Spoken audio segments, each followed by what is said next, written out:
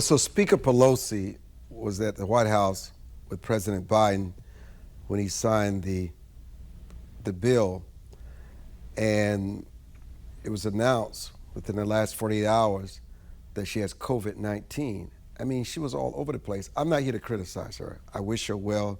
God bless her, But, I mean, you don't have symptoms. You have no idea that you have COVID. And I do know people that have tested for COVID and had none of the symptoms. So, I give her the benefit of the doubt. So we wish her well. Former President Barack Obama had COVID a few weeks ago. One thing about COVID, it doesn't care about your status, your wealth, what your position in life is. It's just like death. Everybody is treated the same. So no matter how the numbers may be dropping dramatically, we still know that COVID is still real, and people should use the precautions and the protocols that's necessary to protect not only themselves and their families, but everybody else that they come in contact with. Welcome to this Saturday, April 9th edition of the Armstrong Williams Show. It's the anniversary of my mother's death, so I'm a little somber today, but I'm good. I guess the topic that we're discussing today really just is troubling to me.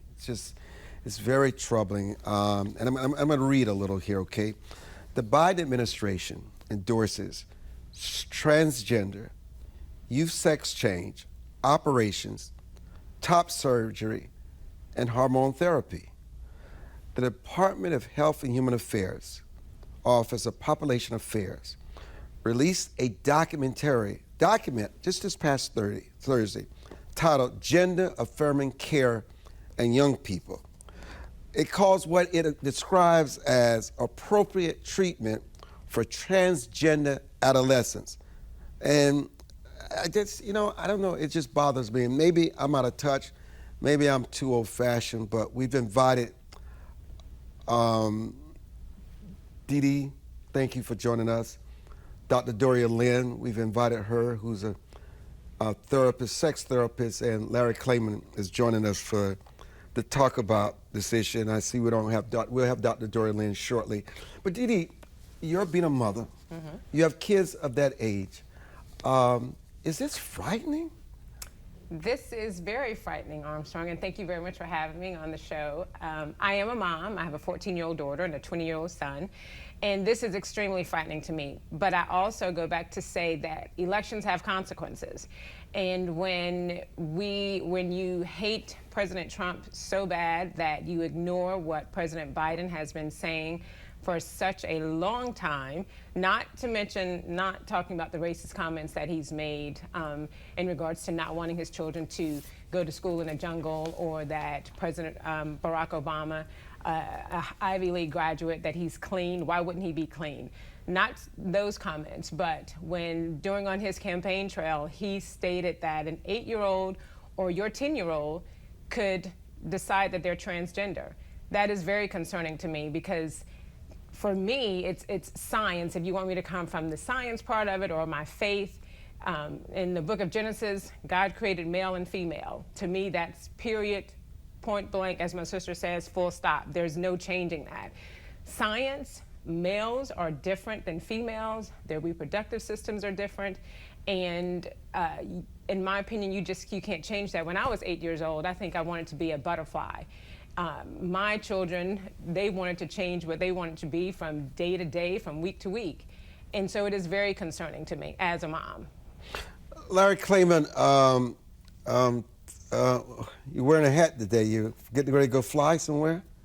Looks like you have on your flying outfit. I have a hat. That's another organization I founded, AmericasSheriff.org, with Sheriff Joe Arpaio. You look kind of odd with a hat on the set. I'm not going to ask you to take it off because I don't want to. Yeah, please. Thank you very much. All right, there you go. Now put your hair back. Yeah, there you go. We got it. So Larry, when do you believe, because you're a parent, you have young kids, this is something that's very close to home to you. When do you as a parent believe that children develop their gender identity? Well, they develop it on conception. I mean, obviously they develop it on conception. It has gotten so out of control, Armstrong, that there are some states, like the state of Washington, even more leftist than California, which passed a law that if a child is told or decides he or she wants to be transsexual, that they can go get a sex change operation paid for by Obamacare, by insurance companies, and the insurance companies are not allowed to tell the parents. This is where we are. This has become a freak show. I mean, that's what it is. And look at Ketanji Brown Jackson, who I've appeared in front of, who's not the sharpest knife in the drawer, believe me. When asked a question by Senator Marsha Blackburn, give me the definition of a woman, she says, I don't know. Well, all she had to do was pull her skirt down and figure it out. I mean, that's the way it is, and that's not a joke. So this country is defiling the word of God. God created man and woman. If you believe in God, you can't believe that he's sitting there upstairs or wherever he is, or she, whatever you want to call her, and not going to react to this stuff, much less, the hundreds of millions of babies that we kill every year in abortion mills throughout the world. So this is the time of Passover. I know I'm taking this a little further, but when the word of God was not followed by the Egyptians, he sent a plague. Sound familiar? COVID-19. Okay, and he killed the firstborn son of each Egyptian family, the male. I think God is reacting with what's going on in the world today, frankly. I do. He's sending us a message: shape up, or I'll make sure you ship out, because this is not the word of God. No, I want to say this, because we're going to talk about Judge Ketanji Brown Jackson later in the show. I was so proud of Senators Mitt Romney, Lisa Murkowski, and Susan Collins for supporting her officially as the person to replace Justice Breyer on the Supreme Court. I actually thought that Marsha Blackburn and others went a little too far. We absolutely know what a woman is, and she doesn't need to pull her skirt down to prove that she's a woman. And nor does she want to discuss in detail anything that may compromise her, where she would have to recuse herself if a case similar to those kind of arguments come before the court. I also believe that, as I did with President Trump and Biden, Reagan, Bush, Clinton, it is the president's prerogative to appoint a nominee that reflect their judicial philosophy and political leaning. We have these same arguments with Amy Coney Barrett and with Neil Gorsuch, these same arguments. The courts, the country are so divided. I am happy that Judge Ketanji Brown is on the court, not because she's a woman and not because she's black. It's because she's qualified, she's paid her dues. It's her political philosophy. I respect her political philosophy, even though I don't agree with it, but it's her right and it's the president's prerogative. And Armstrong, I completely agree with you 100%. You're right. It is the president's duty to do that. And it is his right and his prerogative to do that. I'm very happy to see Judge Brown on the court. And I do think representation does matter. As a black woman and as a woman, a mother of a black young woman, I think that it's great for her to see this black woman in that position. I think it's an amazing accomplishment. And so that's something that we should definitely celebrate. I do disagree with her not answering that question. And I know that you were saying that it's something that can come before the courts. Whether it comes before the courts or not, the answer it will never change. A woman is different from a man. And the fact that she could not answer that question, well, let me do this for me, that was disturbing. Well, let me do this, because I thought it was a ridiculous question. But finally, since you brought this up, and I respect you, tell us, what is a woman? A woman is different than a biological man. A reproductive system, science is plain and simple. Men cannot have babies. Men cannot give birth. And there's nothing that you can do. There's no surgery that you can take to make that happen. It simply cannot happen. And for her to not answer that question as a mother of a young woman who plays lacrosse, and my daughter is a rock star on the lacrosse field, but for her to play on a field and then to have a young man decide that he is a female to come and play against her. I don't know if you've ever watched a male lacrosse game. It is vastly different than a female lacrosse game. It is completely different. My daughter will get crushed playing against a male. His legs, his body, everything about him is completely different than a female. And so I think it's fair. It's not a matter of anyone being better or different than anyone else. But if transgendered athletes want to play and be on a field with other females, Why not have a transgender league? We have paraplegic leagues, Special Olympic leagues. Those individuals, they're different than other athletes. They're not better, they're just different. But they have their own league where they compete, and they compete very, very hard. So I think that Ketanji Brown, that she should have, Judge Ketanji Brown, I want to give her correct title and everything. She should have answered the question. And she's a mother of of two young ladies. And not to answer that question, I just thought that, to me, there was no reason not to answer, because whether it comes before the court or not, the answer is not going to change. It's going to be the same. Well, I got to tell you this. Can I respond? No. I have another question for you, because we're going to get to you. Do you think, Larry, the young can decide if they want to go through sex operations, top surgery, hormone therapy, this medical and psychosocial gender affirming healthcare practices? He's already said no, because you're assigned at birth. No, both perspectives are here. You got men trying to be women, women trying to be men, and we have all the genders represented. There are only two genders. Right. Male and female. Exactly. Larry, go ahead. No, they can't decide. Legally, or frankly, spiritually, they can't decide. They're too young, they can't make that decision. And, if you're going from a man to a woman, it's irreversible. It's not going back, particular. So you can't allow that to happen. But let me just say quickly, to respond to the other thing, there are plenty of black women in this country much more intelligent than Ketanji Brown Jackson. I put in front of her. I'm going to have to. I'm not disagreeing with you, why I but didn't want to get off. She is qualified to be in that position.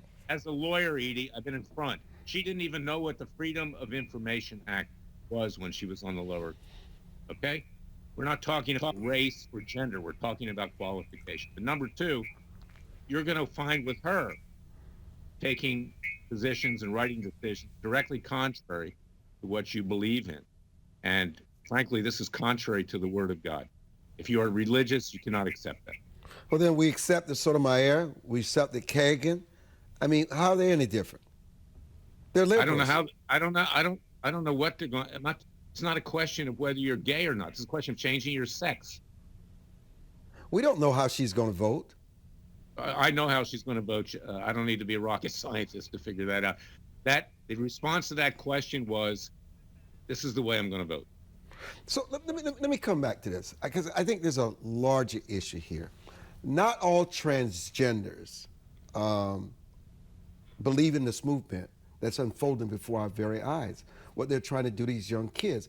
So if they don't believe in it, then they need to speak up. They do speak out. They do. Many speak out. But I'm asking even a more deeper question here. Larry, what is the agenda and who's pushing this movement? It's an effort. I wrote in my new book, and you were kind enough in the previous version to give me an endorsement for that, Armstrong. We're good friends, and you understand. We think a lot alike in many ways. But who's pushing the movement? This is an effort to destroy Judeo-Christian values in this country.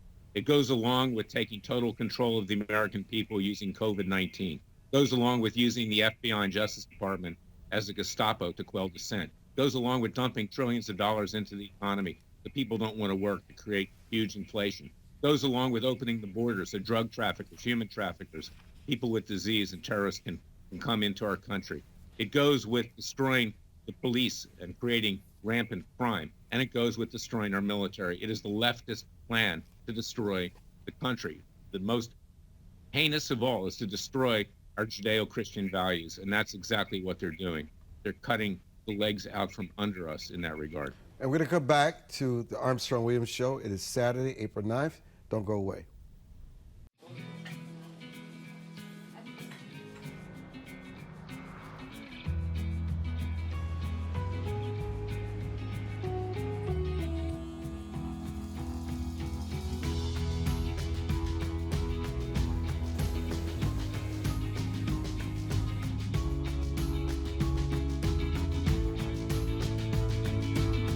It starts with little things, little things.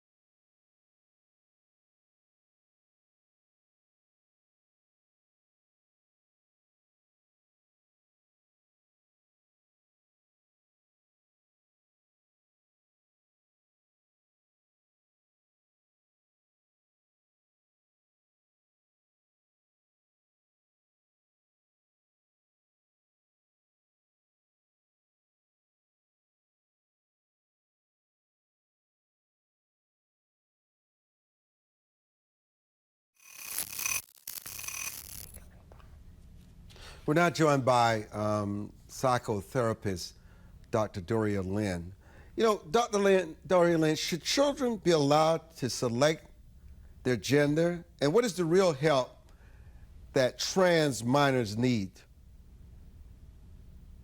Well, this may surprise you, Armstrong, but no, I do not believe children have the right to select their gender. Children have the right to be children. And children want to be buses, they want to be fire people, they want to be boys, girls. They don't know what they want. And I noted in the reports from both Biden and from the administration that they never define what a child is, what age a child is. And this may interest you. I have spoken to many of my transgender older friends. They are also, doesn't matter if they're liberal or conservative, they are very opposed to children being given the right to make a decision. Children don't know what they want. It takes a lot of living to decide something as significant as sex change. What do you, you know, even Dr. Doria Lynn in California City, they're going to give universal income to transgender, non-binary residents. Palm Springs, Dr. Lynn, is going to set aside $200,000 for the program. I mean, I was just talking to our guest, Dee Dee, and she said her daughter teasingly said, "Mother, so all I have to do is be transgender, non-binary now, and I can get $900? And while her mother was about to flip out, the daughter said, "Calm down, Mom, I'm just joking." But that's what it's been reduced to. I mean, where is this coming from, and what are the implications if parents don't stand up? Well, first of all, I think parents do have to stand up. It's complicated, Armstrong, because we do have a Supreme Court ruling that says equal rights for all, including transgender. So it is a Supreme Court ruling. And we are in a time in America where, as you well know, many people, particularly those who are deeply religious, disagree with everything that's happening. We have an equal number of people who think we have to accept all. I think that California is probably following the legal rules. And if somebody wants to disagree with it, there'll be a lawsuit. The more important question to me is, how do we accept and love everyone? And at what age do children have a right to decide their gender? This is a permanent decision. This is not something where you brush your teeth one day and then you color your hair differently the next. Dr. Lynn, you said that children are children, and that's what they should be. They should be children. So children do not have the right to change their gender. Their gender, as our genders, are assigned at birth. If you're saying that now it's law that we treat everyone equally, so equally, how are you deciding, or how is California City deciding that transgender, non-binary individuals are going to get up to $900? If we're treating everyone equally, what about the single parents, the single moms, the single dads? What about the seasoned citizens? I hate to say elderly people, I call them seasoned citizens. What about the seasoned citizens who are trying to make ends meet on the small income that they're receiving? Why not just give everyone up to $900, but you're saying if we're all treated equally?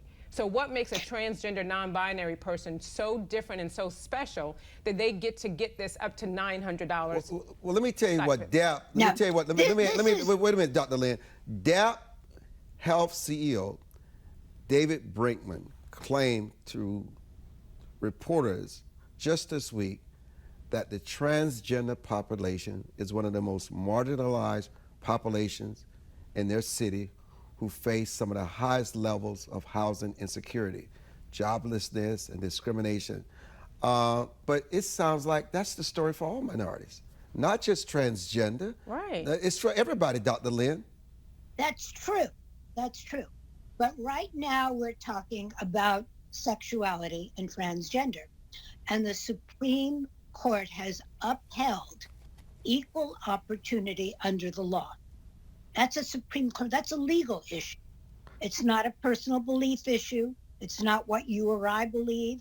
If we disagree with it, we're going to have to go through the courts. Let me have, Everything that wait a minute, just wait a minute. Let me have Armstrong Larry just Clayman, said. who's the lawyer. Let me have Larry just respond to what Dr. Doria Lynn just said. Larry? Give you unbridled right as a minor to make any decision. You don't have any rights to make decisions. Your parents do.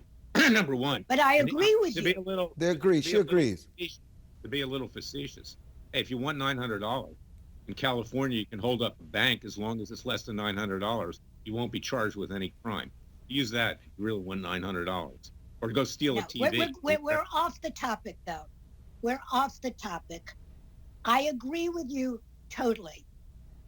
Children are children, and it's very interesting. I did read the statement from the White House.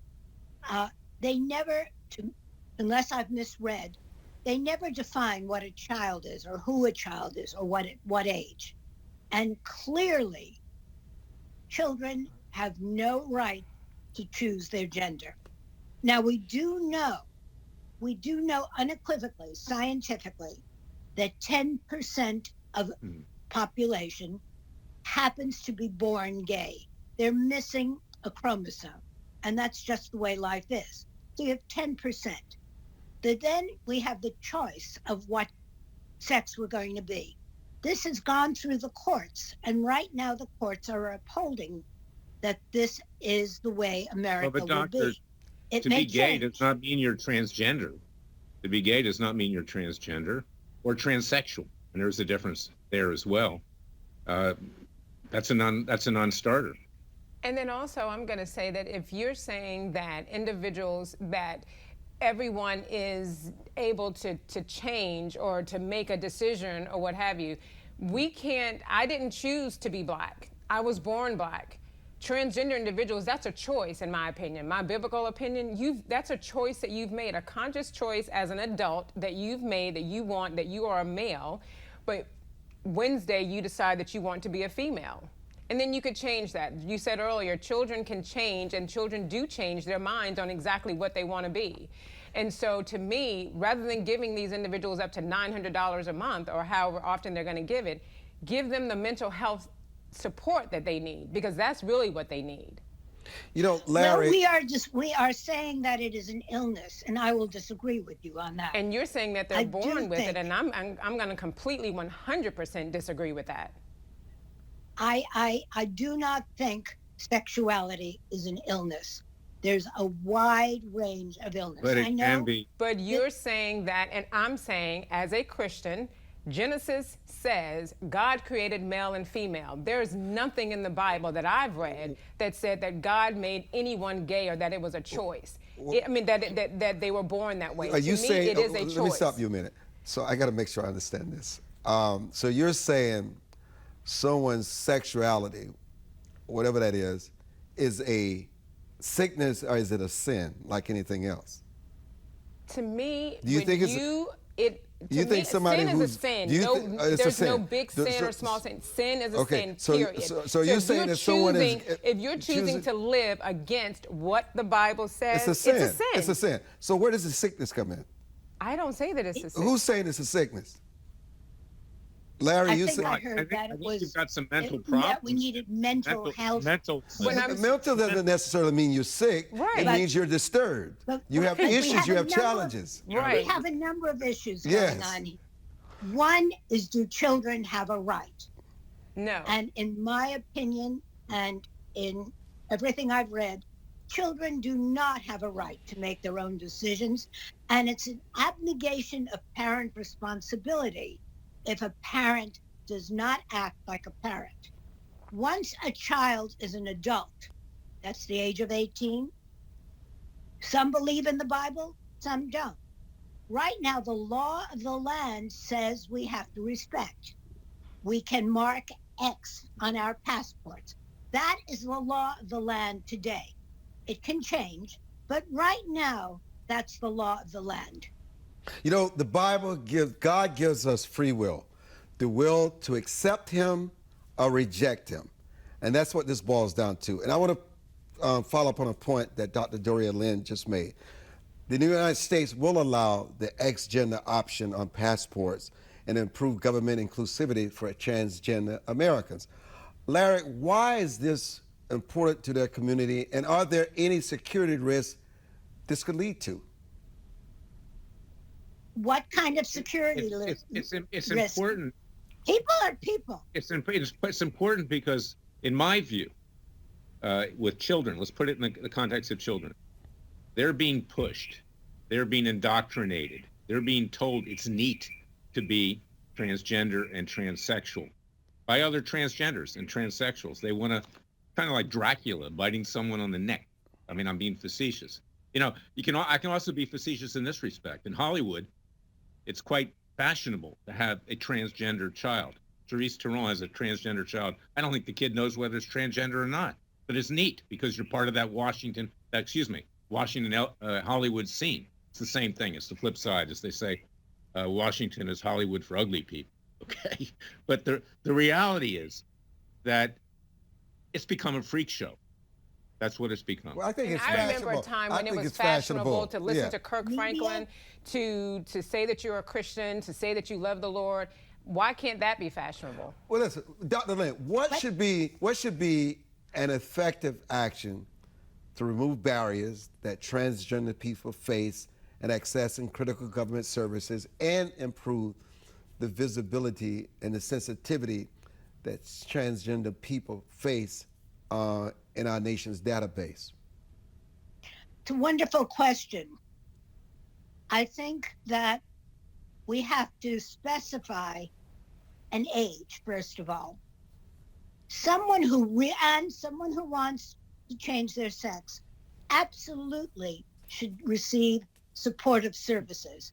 This is not a quick fix decision. I don't know about that. We are bombarded by So media. we should pay. We for should some, pay for we should this? pay, So you're telling me I should that pay as for a somebody's sex taxpayer change? that I I don't should know pay about for that. someone's sex change? I don't know because about that's that. a choice that they've I don't made. know about that. I disagree with that 100%. As a taxpaying They citizen, do pay for it, but Dee Dee, they do pay for it. But we shouldn't be paying for it. I get that. We should not be paying I for it agree because with that's you, a actually. choice. Yeah, that's a choice. That is, We and agree. you said at a certain age, you are now an adult. So if you're an adult, if you are an adult and you make that choice that you want to change from a male to a female, get a job and pay for it on your own. Yes, I agree. shouldn't be paying for it. No, I agree.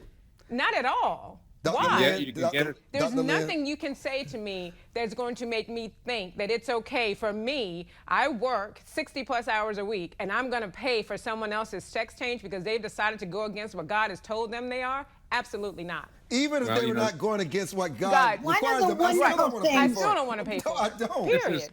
That's just One of the wonderful things about our country is the diversity. And right now, we accept transgender in the military. We accept them as equals. And that is the law of the land. And that's and It is I not don't a disagree. I church agree that we law. should accept people, we should love Yeah, well- people, we should respect people. In my business, Bass Public Affairs, we say attack policy, not people. So that is perfectly fine. But I do not agree that I or my family or anyone should have to pay for a male to change to a female or a female to change to a male because that's something that they In decided. other words, you for them don't- to only decide in a couple of months that they want to go Under- back to what God made In them other in words, the you beginning. don't want to pay for Absolutely someone. not. In other words, you don't want to pay for someone swinging hormones. No. Yeah. I don't. I really don't. Not at all. You are paying for it. Under In- Obamacare, you are in- paying. in And my I don't think that opinion, should change because now they're going to You know, get up to we $900 are in for a doing whatever world- they want to do. I think that should change. I happen to agree with you about quick fixes. We are in a knee-jerk society. Let's face it, where anything goes.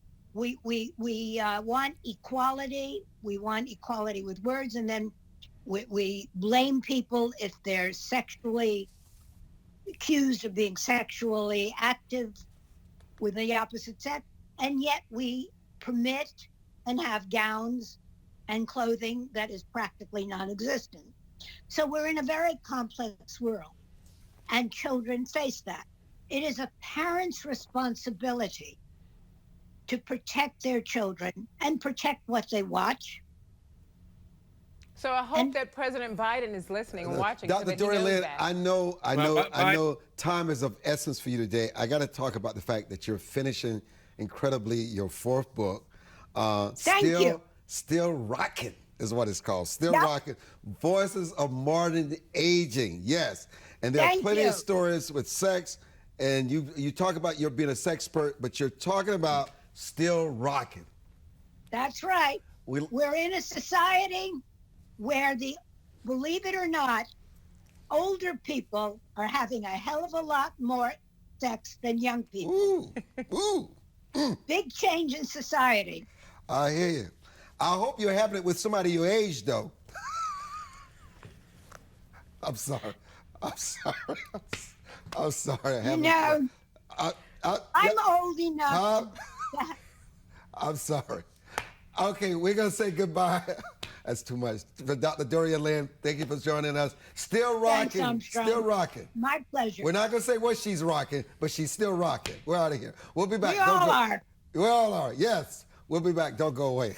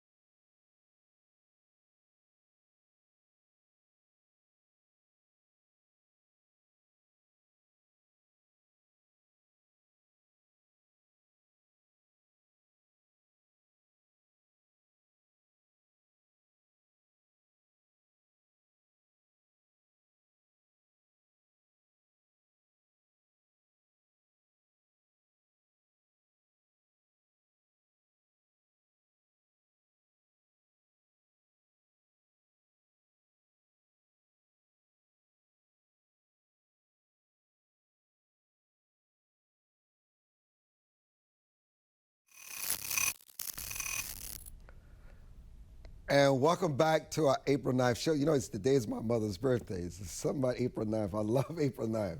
I love the heavenly birthday. Thank you, Adine. It's our heavenly birthday. So Robert Patillo, civil rights attorney, and always reasonable and sound, is joining us. Robert, welcome to the broadcast. Thanks, Armstrong. So Robert, I can't wait to get your thoughts on this. Two Ohio Republicans on this past Monday introduced a bill strikingly similar to Florida's recently passed parental rights and education law, which has been dubbed by its critics as the Don't Say Gay law. It borrows language from a new South Dakota law which outlaws the promotion of divisive concepts in places like the classroom and the workplace. Your thoughts? I find it very strange that Republicans have started this new obsession with education that doesn't involve actual education. At a point in time when the United States has fallen behind in math, science, and literacy rates, when our STEM scores are through the bottom or towards the bottom of the industrialized world, that the focus on education reform has been on these issues, which are only fringe election year issues. They don't actually change anything regarding the educational outcome of students. I wish they would put the same amount of energy and concentration on ensuring that students have the ability to compete in the modern 21st century markets and not fall behind because of the new culture war issue. This thing very similar to the arguments we had 5 years ago about Common Core, or 10 years before that about prayer in school, or many of these other. I remember back in the 90s, there was a big controversy about whether or not kids should be paddled in school or not. I think if we focus on education more and less on the divisive social issues, then we get better outcomes than simply grandstanding for the cameras during election. You know, Larry, House Bill 616, and Dina, public kindergarten through third grade, teachers would not be permitted to teach, use, or provide any curriculum or instructional material on sexual orientation or gender identity. Larry? Well, that's appropriate. Dee Dee? What can I say? What can I say? That's I not, agree. As a mom of a 14-year-old, I agree. I don't think that that should be brought into the classroom. That, as a parent, that's my responsibility. So, in Texas, the Texas governor, Greg Abbott, is targeting migrants in anticipation of an influx at the border. And what he's going to do, this is what he's going to do. The end of a pandemic-related federal policy is expected to lead to a surge in immigration. This is what Governor Abbott is saying in Texas. He's planning, Larry, to send the migrants who volunteered to the steps of the U.S. Capitol on buses right here in our nation's capital. Does he have a point? I think it's a good idea. The problem I have with Governor Abbott, and I've said this from day one, he's playing political games for his own advancement. Why didn't he send the Texas Rangers down to the border immediately years ago? I mean, and that's what he should be doing now. This is a threat to the state of Texas. You seal off the border. He's got the resources. I represent a Texas Ranger that was shot across the border in his private parts by a Mexican police that when my client, a Texas Ranger, was trying to arrest a drug trafficker. He's got plenty of Texas Rangers that can do the job. He doesn't need to, frankly, resort to these stunts. You know, But go ahead. Please, did you finish? yeah. Okay, Robert? This is silly. These resources will better be used for helping the women and children who are fleeing drug gangs, who are fleeing political instability throughout Central and South America, who are coming to the United States border seeking asylum. And the same way that we're bringing over 100,000 Ukrainians from a war there, we should be opening our arms to people who are coming here from wars in Central and South America and even Caribbean islands. What we need now and what we have needed for the last 40 years is a comprehensive immigration reform strategy. We had a deal in place in February of 2018 that President Trump walked away from. We had a deal in place in 2015 that Ted Cruz called amnesty. We had a deal in place in 2013. We've been kicking this ball back and forth politically for the last several decades. And what we have to do is work on a pathway to citizenship, a guest worker program, because we had 4.4 million Americans leave the workforce in the year 2021 as part of the Great Resignation, not to mention over 1 million people died during the COVID-19 pandemic over the last 2 years. So we need the population. We need people coming here to work. We talk about inflation and bringing down prices, the lack of truckers, the lack of supply chain issues, the issue of getting workers on farms. We need people. So we need to create an actual program that will regulate and normalize our immigration process and stop us from simply doing these political stunts, as was just said, and actually find a solution to the problem that stops the drugs, stops human trafficking, and also provides our the truth that America has always believed in. You know, those words that we put on the Statue of Liberty to apply not just to Ellis Island, but to the immigration policy guidance country going forward.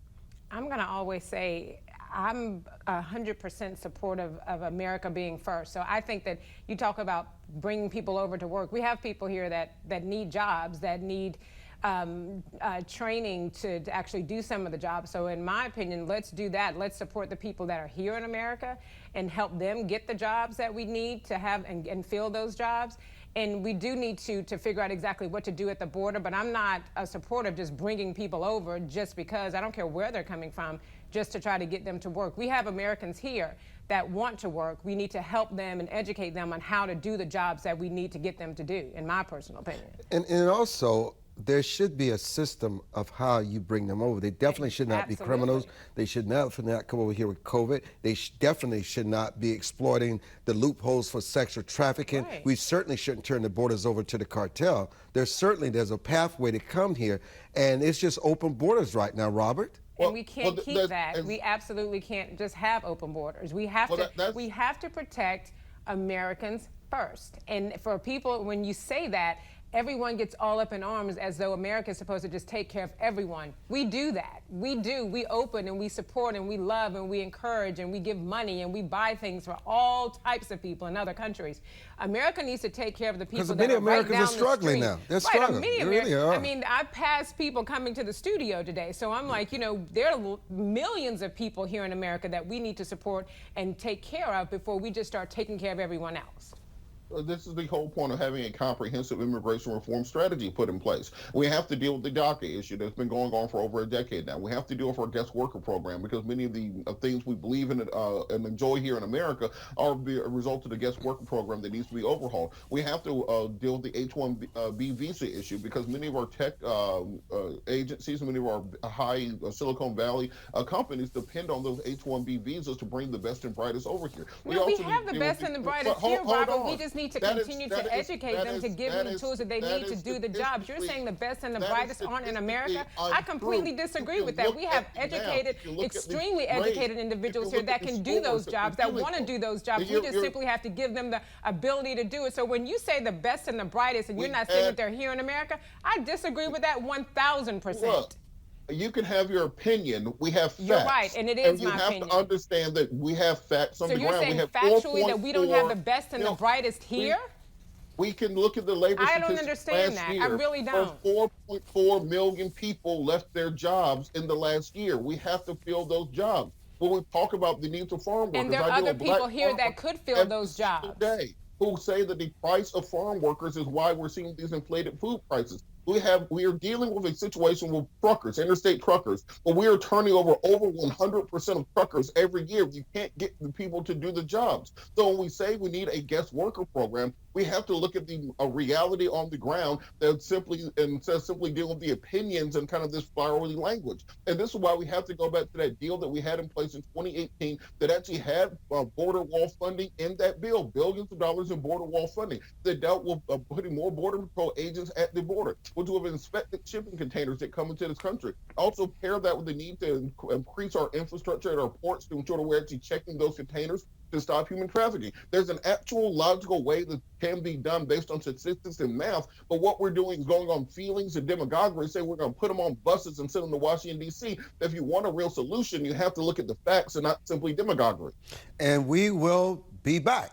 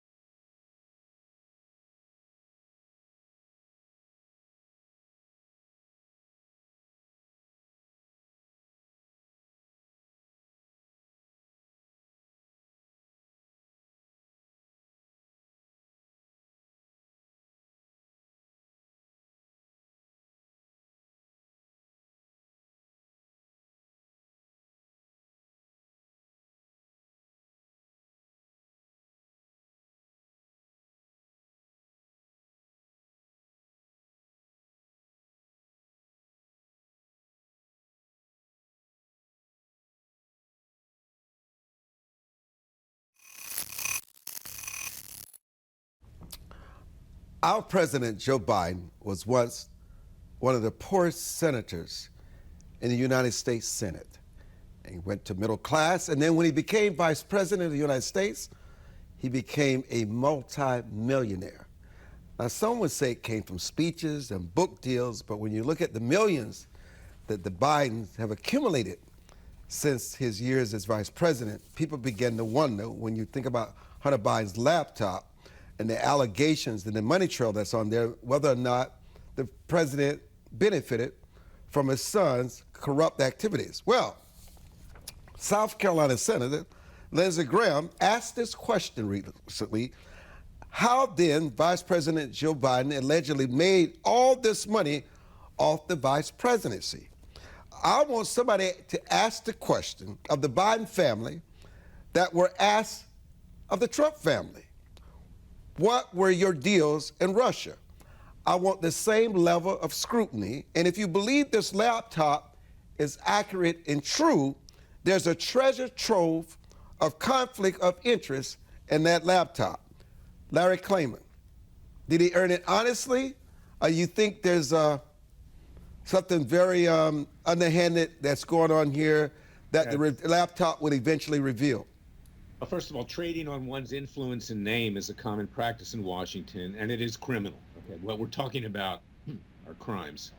It's well documented, not just the research of Peter Schweitzer and his number of books, not just Miranda Devine, who wrote a book, Laptop from Hell, but also Tony Bobolinsky, who came forward and gave an interview to Tucker Carlson where he said the big guy was going to get 10%, meaning Joe Biden. He was Hunter Biden's partner at the time. He had the good sense to quit. These are crimes, and they will not be prosecuted by the government because the government never holds itself accountable. The elite in Washington and around the state capitals and elsewhere are not held accountable. They burn lower level people. Hunter Biden may get indicted on, one count of some tax issue. They'll plead him out and he'll get, probation or whatever the case may be. Now, in 1992, Armstrong, the late Justice Scalia wrote an opinion, United States versus Williams, which found, this was the majority of the Supreme Court, that the grand jury belongs to the American people, not the three branches of government. We at Freedom Watch, you can go to freedomwatchusa.org, we hold citizens' grand juries. We've indicted Biden. We've indicted Hunter Biden. We've indicted his brother James, who are all part of this racketeering scheme. Bribery from Russia, bribery from communist China, bribery from Ukraine before President Zelensky attempted to clean the rat's nest out over there.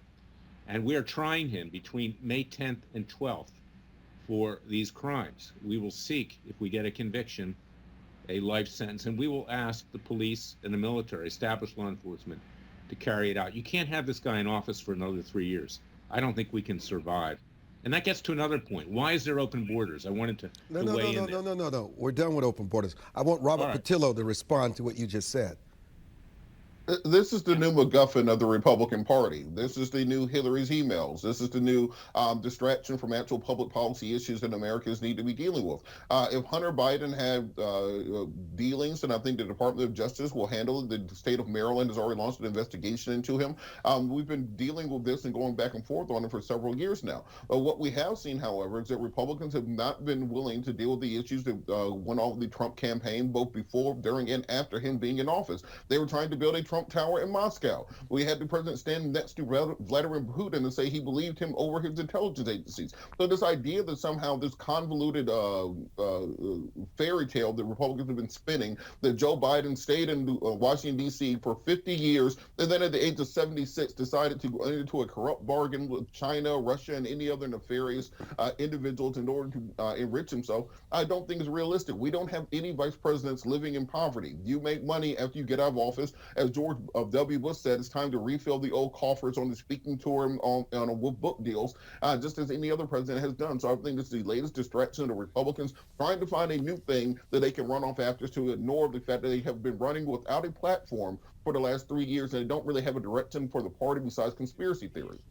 Well, I must tell you, if you've read the Washington Post 3,000-word piece and the follow-up, it's more than just a conspiracy theory. There is no questioning that Biden's brother and his son benefited millions and millions of dollars. No one has tied it to the President of the United States as of yet, but this is more than just rhetoric and some witch hunt. But I want to come to something I read that I was really startled by, and I'm glad we have Larry on today because he often mentions this on this show, and people sometimes think he's just out of touch. But a professor, Jonathan Metzl, just wrote a book, We're Dying of Whiteness. Southerners Choose Death over helping black people. If you're looking for something to promote, Dee Dee, you're not likely to find much support if you choose whiteness. This book advocates that whiteness is dying in America. Larry? Well, that's kind of like the issue we had before with transgender. I mean, you can't change the fact that you're white. I guess maybe Michael Jackson, became white. I guess maybe we could become black, but the fact is we're white. So live with it. So you don't. That's all I have to say. This is ridiculous. Oh, you think it's ridiculous? I think that, and this goes back to, teaching that this critical race theory thing, teaching that white people are inherently racist or whatever because of slavery and so forth and so on. White people are white, black people are black.